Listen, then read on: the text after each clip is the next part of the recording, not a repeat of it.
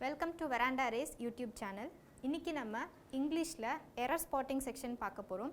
So last வீடியோவில் இதே error spotting செக்ஷனோட beginning பார்த்துருப்போம். அதாவது என்னென்ன டாபிக்ஸ் இம்பார்ட்டண்ட், எப்படி அப்ரோச் பண்ணணும், எதெல்லாம் நம்ம கரெக்டாக புரிஞ்சுக்கிட்டால் அதில் ஸ்கோர் பண்ண முடியும், அண்ட் அந்த பேட்டர்ன் எப்படி ப்ரிலிம்ஸில் எப்படி வரும், மெயின்ஸில் எப்படி வரும், இதெல்லாம் நான் சொல்லியிருந்தேன்.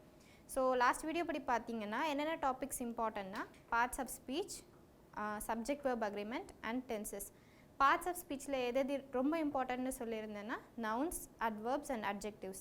பிகாஸ் நவுன்ஸ் நம்ம கரெக்டாக புரிஞ்சுக்கிட்டா தான் சப்ஜெக்ட் வெர்ப் அக்ரிமெண்ட்டுக்குள்ளே வர முடியும், ஓகேவா? அண்ட் அது புரிஞ்சாதான் நம்மளால் டென்சஸ்க்குள்ளே வர முடியும். ஸோ இது மூணுமே இன்டர் ரிலேட்டட் தான்.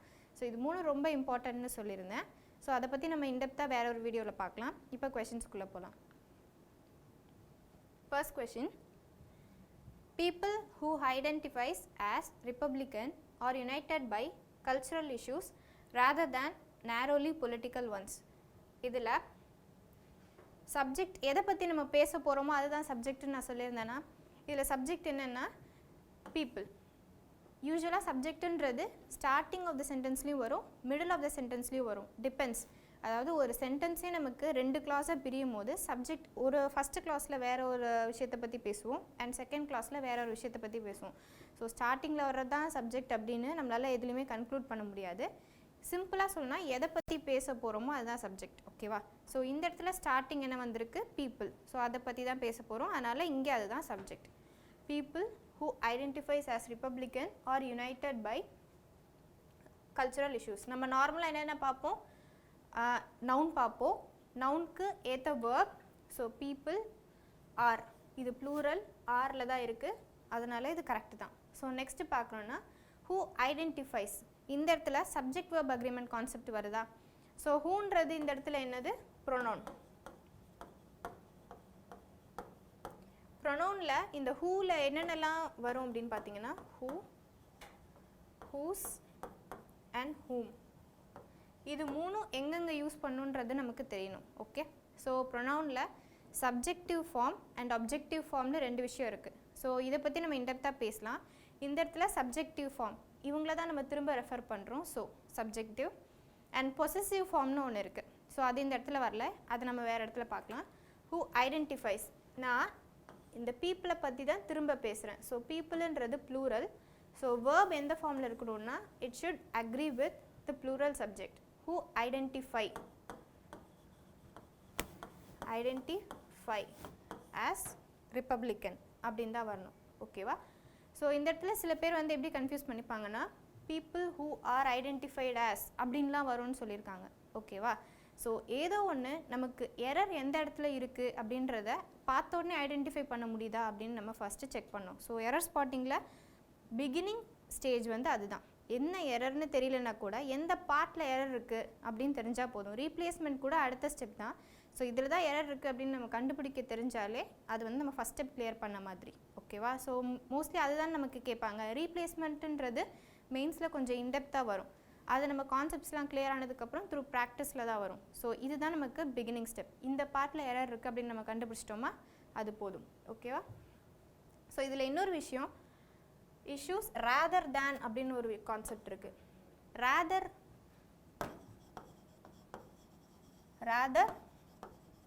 அண்ட் ரேதர் தேன், இது ரெண்டுக்கான டிஃப்ரென்ஸ் நமக்கு தெரிஞ்சிருக்கணும். ரேதர் அப்படின்றது ஒரு அட்வர்ப், ரேதர் தேன் அப்படின்றது நம்ம ஃபார் கம்பேரிசனுக்கு யூஸ் பண்ணுவோம்.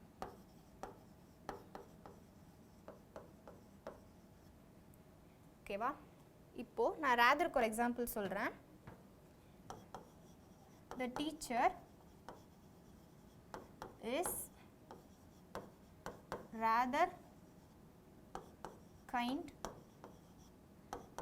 to her students. இப்படி சொல்கிறோமா, ரேதர் கைண்ட் அப்படின்னு நான் சொல்கிறேன். இந்த இடத்துல கைண்டுன்றது அட்ஜெக்டிவா, இந்த அட்ஜெக்டிவை குவாலிஃபை பண்ணுது. ரேதர் கைண்ட் அப்படின்னா அதை நம்ம இன்னும் கொஞ்சம் இன்டென்சிவாக சொல்கிறோன்னு நினைக்கிறேன். வெரி கைண்ட் அப்படின்னு சொல்லணும், அதுதான் அட்வர்ப், ஓகேவா? ஸோ அட்ஜெக்டிவ் பக்கத்தில் வந்துச்சு அப்படின்னா அதை நம்ம அட்வர்ப்னு சொல்லுவோமா? The word which qualifies an adjective is an adverb. verb qualify பண்ணாலும் அது adverb தான். ஸோ rather kind அப்படின்னா she is very kind அப்படின்ற மாதிரி மீனிங் வரும். ஸோ இது வந்து இந்த இடத்துல ratherன்றது adverb. Then rather than அப்படின்னா இன்னொரு எக்ஸாம்பிள் சொல்கிறேன். I would go for a movie rather than visiting a temple அப்படின்னு நான் சொல்கிறேன். I would go for a movie rather than visiting a temple. So இதை விட அதுவே பெட்டர், நான் அங்கேயே போயிருப்பேன் அப்படின்னு நம்ம கம்பேரிசன் சொல்கிறோமா. ஸோ அந்த இடத்துல தான் நம்ம rather than யூஸ் பண்ணுவோம். ratherன்றது to qualify an extent of something, ஓகேவா, வெரி பியூட்டிஃபுல். ஸோ இது நெகட்டிவ் சென்ஸ்லேயும் நம்ம சொல்லுவோம். she is rather worst அப்படின்னு சொன்னோன்னா she is very worst. எந்த இடத்துல வேணால் நம்ம யூஸ் பண்ணலாம், அது அந்த சென்டென்ஸோட சென்ஸை பொறுத்து தான் இருக்குது, ஓகேவா. So next question. Fox News is one of Mr. Trump's sources of policy advices and his comfort blank. Fox News is one of Mr. Trump's sources of policy advices and his comfort blank. So இதில் பார்த்த உடனே எல்லாருக்கும் error எங்கே இருக்குதுன்னு தோணுன்னா one of அப்படின்னு வந்துருச்சு, ஆனாலே நான் இங்கே த போட்டுருவேன் அப்படின்னு நினைப்பாங்க. ஸோ அது இங்கே எரர் கிடையாது. த எந்த இடத்துல நம்ம one of the best, one of the beautiful, most beautiful அப்படின்னு நான் சொல்கிறோம் இல்லையா. ஸோ சூப்பர்லேட்டிவ் டிகிரி யூஸ் பண்ணால் மட்டும்தான் நம்ம வந்து த யூஸ் பண்ணோம். ஸோ இந்த இடத்துல அவங்க டிகிரியே எதுவுமே பேசலை. One of mister Trump sources, அந்த சோர்சஸில் ஒன்று அப்படின்னு தான் சொல்கிறாங்க. ஸோ அந்த இடத்துல த வந்து நாட் ரிக்வயர்ட். நம்ம சென்டென்ஸை கரெக்டாக புரிஞ்சுக்கிட்டோன்னா அந்த இடத்துல நம்மளால் ஐடென்டிஃபை பண்ண முடியும் எரர் இருக்கா இல்லையா அப்படின்னு. ஸோ இதில் வேறு என்ன எரராக இருக்கும் அப்படின்னு பார்த்தீங்கன்னா பாலிசி அட்வைசஸ், அட்வைஸ்ன்னு தான் சொல்லணும், அட்வைசஸ்னு ஒரு வேர்டே கிடையாது, ஓகேவா. ஸோ ரெண்டு விஷயம், அட்வைஸ் ஸ்பெல்லிங் அட்வைஸ், ஓகேவா. இந்த அட்வைஸ் வந்து நவுன், இந்த அட்வைஸ் வந்து verb, ஓகேவா. ஸோ அந்த யூசேஜை நம்ம கரெக்டாக தெரிஞ்சுக்கணும். அட்வைசஸ்ன்றது நம்ம யூஸ் பண்ண மாட்டோம், ப்ளூரல் ஃபார்ம் கிடையாது அதுக்கு, ஓகேவா. இதுதான் இந்த இடத்துல noun. Sorry, error. Next question. A surprise fall in British consumer prices to 2.5%, marking a 12-month low, did not dampen economists' expectations of an interest rate rise by the Bank of England in May. ஓகேவா, இதை நம்ம பார்த்ததும் ஈஸியாக find out பண்ண முடியும். Economist என்ன எரர்ன்றது நம்மளால் identify பண்ண முடியாது. என்ன எரர்னு எப்போ சொல்லுவோம் அப்படின்னா அந்த கான்செப்ட் நமக்கு தெளிவாக தெரிஞ்சால், நான் முன்னாடியே சொல்லியிருந்தேன், இது வந்து நவுன்ஸ்குள்ளே வரும். நவுன்ஸில் பொசசிவ் ஃபார்ம்னு சொல்லுவோமா, அப்போஸ்ட்ரோஃபி எஸ் அப்படின்னு போட்டாலே நம்ம அதை பொசசிவ் ஃபார்ம், அவங்களோட அப்படின்னு சொல்ல விஷயத்தை தான் நம்ம பொசசிவ் ஃபார்ம்னு சொல்லுவோம். ஸோ இந்த மாதிரி ப்ளூரல் நவுன்ஸ்க்கெல்லாம் அப்போஸ்ட்ரோஃபி எஸ் இப்படி போட மாட்டோம். I mean the word which ends with S, அது ப்ளூரலாக இருந்துச்சு அப்படின்னா எப்படி எழுதுவோம்னா எக்கனாமிஸ்ட் போட்டுட்டு அப்போஸ்ட்ரோஃபியோட நிப்பாட்டிடுவோம், ஓகேவா. ஃபார் எக்ஸாம்பிள் ஸ்டூடெண்ட்ஸ் அப்படின்னா அவங்களோட அப்படின்னு சொல்கிறப்போ இப்படி அப்போஸ்ட்ரோஃபி போட்டுட்டு நிறுத்திடுவோம். திரும்ப நம்ம இங்கே எஸ் வந்து ஆட் பண்ண மாட்டோம், ஓகேவா. அதுதான் இங்கே எரர். இதில் வேறு ஒன்று, இதில் டேம்பன் அப்படின்றதோட மீனிங் வந்து டிட் நாட் டேம்பன்னா அவங்களோட லெவலை வந்து ரெடியூஸ் பண்ணுறது தான் டேம்பன்னு சொல்லுவோம். அஃபெக்ட் ரெடியூசிங் அப்படின்றது தான் டேம்பன் அப்படின்னு சொல்லுவோம், ஓகேவா. மீனிங் சொல்லியாச்சு. இதில் 12 மந்த்னு ஒன்று இருக்குது. எப்போ 12 months அப்படின்னு சொல்லுவோம்னா இந்த ஹைஃபன் யூஸ் பண்ணோன்னா இங்கே சிங்குலரில் சொல்லுவோம், ஹைஃபன் இல்லைன்னா ப்ளூரல் மந்த்ஸ் அப்படின்னு சொல்லுவோம், ஓகேவா. அது important point. So next question போகலாம். In theory Article 7 can strip an offending countries of its EU voting rights. In theory, Article 7 can strip an offending countries of its EU voting rights. So இதில் பார்த்ததும் தெரியுது இந்த இடத்துல தான் error அப்படின்னு. Offending country அப்படின்றது ஒரு நவுனாக தான் நம்ம இங்கே சொல்கிறோம். ஸோ ஆஃப் இட்ஸ் அப்படின்றது அதோட பொசசிவ் ஃபார்ம் திரும்ப வந்துடுச்சு, ஆஃப் இட்ஸ் அப்படின்னு சொல்கிறோமா. ஸோ இதில் இதுக்கும் டிஃப்ரென்ஸ் என்ன அப்படின்னா, இப்படின்னா அப்போஸ்ட்ரோஃபி எஸ் போட்டோன்னா is. இது வந்து possessive.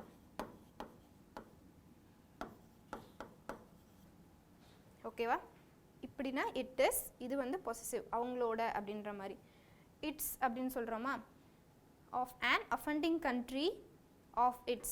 offending country பற்றி தான் நம்ம பேசுகிறோம், அதோட ப்ரொனவுன் தான் இது, இது சிங்குலர், ஸோ இட்ஸ் சொல்கிறோம். ஸோ இந்த apostrophe s நமக்கு தேவையில்லை, இந்த possessive form நமக்கு தேவை கிடையாது, அதுதான் இங்கே எரர். ஓகேவா? Next question. Among the part ZTE sources are super fast processors from Intel and Qualcomm. Okay. Apart the part, among the part ZTE sources are super fast processors from Intel and Qualcomm. இதில் பார்த்ததும் சில பேர் error எங்கே இருக்குன்னு நினச்சிருவாங்கன்னா from இங்கே இருக்குது, so நான் இங்கே 2 போடணும் அப்படின்னு நினைப்பாங்க. ஸோ ஃப்ரம் 2, ஃப்ரம் அண்ட் இதெல்லாம் எங்கே யூஸ் பண்ணணும்? ஃப்ரம் 2ன்றது எப்போ சொல்லுவோம்னா from 8 AM to 10 PM. So அந்த ரேஞ்சு சொல்கிறப்போ தான் நம்ம ஃப்ரம் 2 யூஸ் பண்ணுவோம். இந்த சென்டென்ஸோட சென்ஸ் மீனிங் நீங்கள் அப்படியே தமிழில் ட்ரான்ஸ்லேட் பண்ணி புரிஞ்சுக்கிட்டிங்கன்னா தெரியும். சூப்பர் ஃபாஸ்ட் ப்ராசஸஸ் ஃப்ரம், இந்த 2 கம்பெனி கிட்ட இருந்தும் வர்ற சூப்பர் ஃபாஸ்ட் ப்ராசஸர் அப்படின்னு சொல்கிறாங்க. ஓகேவா? நான் இப்போ வந்து ஃபார் எக்ஸாம்பிள் சொல்கிறேன், ஐ borrowed 100 rupees from A and B அப்படின்னு தான் சொல்லுவேன், ஃப்ரம் A to B அப்படின்னு சொல்ல மாட்டேன். ஓகேவா? இவங்க கிட்ட இருந்தும் அண்ட் இவங்க கிட்ட இருந்தும் நான் வாங்கியிருக்கேன் அப்படின்னு தான் சொல்லுவோம். ஃப்ரம் டு எப்போ சொல்லுவோம்னா ஐ studied from 8 AM to 8 PM அப்படி சொல்லுவோம். இந்த ரேஞ்சுக்கு தான் நம்ம ஃப்ரம் 2 சொல்லுவோம். ஸோ இந்த இடத்துல அது வந்து எரர் கிடையாது. ஓகே, ஸோ வேறு என்ன எரராக இருக்க முடியும் அப்படின்னா அமங் த பார்ட்ஸ், பார்ட்ஸ்னு சொல்லணும். அமங் த பார்ட்ஸ், அந்த பார்ட்ஸுக்கு அந்த மொத்த பார்ட்ஸையும் கம்பேர் பண்ணுறோம் நம்ம. அமங் த பார்ட்ஸ் அதுக்குள்ளே அப்படின்னு சொல்கிறப்போ அது ப்ளூரலில் வரணும். அமங் த பார்ட்ஸ் அதுக்குள்ளே, இது அந்த மொத்த பார்ட்டுக்குள்ளே இது ரெண்டும் வர்ற ப்ராசஸஸ் ஆர் சூப்பர் ஃபாஸ்ட் அப்படின்னு நம்ம சொல்கிறோம். அந்த மொத்தத்துக்குள்ளே வரப்போகிறதுன்றது சொல்லும் போது நம்ம ப்ளூரல் ஃபார்ம் சொல்லுவோமா, among the parts. Okay, so அதுதான் இங்கே error. Next, each transaction has to be verified by miners who need a lot of computing power to do so and a lot of energy, 275 kilo kWh. Okay, anyway, for every transactions according to an economist. So sentence பெருசாக இருக்குது, ஒரு 2-3 time படித்தா தான் தெரியும். each transaction has to be verified by miners. So சிம்பிளாக சொல்லணும்னா transaction பற்றி பேசுகிறோமா, transaction to be verified by miners. பார்த்த உடனே இந்த who need இந்த மாதிரி வர்ற இடத்தெல்லாம் நம்ம கரெக்டாக செக் பண்ணணும். இதில் சில சென்டென்சஸில் டைரெக்டாக அவங்க முன்னாடியே அதை பற்றி பேசியிருப்பாங்க. எரர் நமக்கு அவங்களே சொல்கிற மாதிரியே இருக்கும். அந்த சென்டென்ஸை கரெக்டாக புரிஞ்சுக்கிட்டே தெரியும். இங்கே ஈச் டிரான்சாக்ஷன் இருக்குது, இங்கே எவ்ரி டிரான்சாக்ஷன்ஸ்னு ப்ளூரலில் இருக்குது. ஓகேவா? ஸோ ஈச் அண்ட் எவ்ரி எங்கெங்கே யூஸ் பண்ணுவோன்னு பார்க்கலாமா?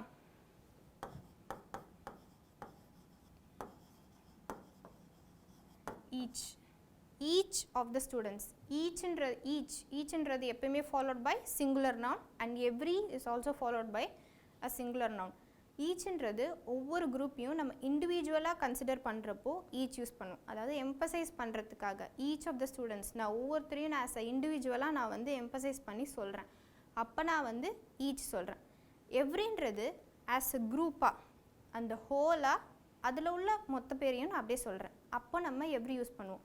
ஈச்ன்ற எப்படி யூஸ் பண்ணுவோம்னா ஒவ்வொரு இண்டிவிஜுவலையும் நம்ம வந்து ஸ்பெசிஃபை பண்ணுறப்போ ஈச் யூஸ் பண்ணுவோம். அண்ட் எவ்ரின்றது ஒரு குரூப், அந்த குரூப்புக்குள்ளே இருக்கிற எல்லா மெம்பர்ஸ் அப்படி சொல்கிறப்போ நம்ம எவ்ரி யூஸ் பண்ணுவோம். ஓகேவா? ஸோ டிஃப்ரென்ஸ் புரிஞ்சுக்கணும். எம்பசைஸ் பண்ணுறதுக்காக ஈச் சொல்கிறேன். இங்கே எவ்ரி டிரான்சாக்ஷன் ஆஸ் அ குரூப்பாக சொல்கிறப்போ every transaction as a group and also அதில் உள்ள மெம்பர்ஸ் பற்றி. ஓகேவா? ஸோ இதுதான் difference. Each and every is followed by a singular noun. So இதுதான் இங்கே error according to an economist. இதில் வேறு ஹூன்றது இங்கே யாரை சொல்கிறாங்கன்னா minus who need a lot of. So அந்த இடம்லாம் கரெக்டாக தான் இருக்குது.